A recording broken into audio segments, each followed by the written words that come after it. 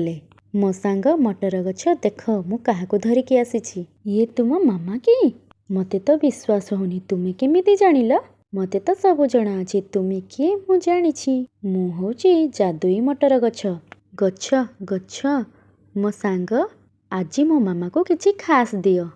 आजी मो मामा जेमिति खुशी हेइ जिवे। ताहले ठीक अछि आज मु तुम मामा को सुनार गहना देबी। सुना गहना कथा सुनिके गुड़ियार मामा बहुत खुशी हेइ गला। सुनार गहना हाँ ये मोर छोट दिनर इच्छा थिला मो पाखरे सुनार गहना थिबो। मटर गछरु खूब जोर से रोशनी आसिला। तापरे मटर गछ रानू चढ़ेई को गोटे सुनार गहना देला। आउ एपटे कला काऊ और गोरी काऊ ए सब देखी सेमाने बहुत आश्चर्य हेइ गले।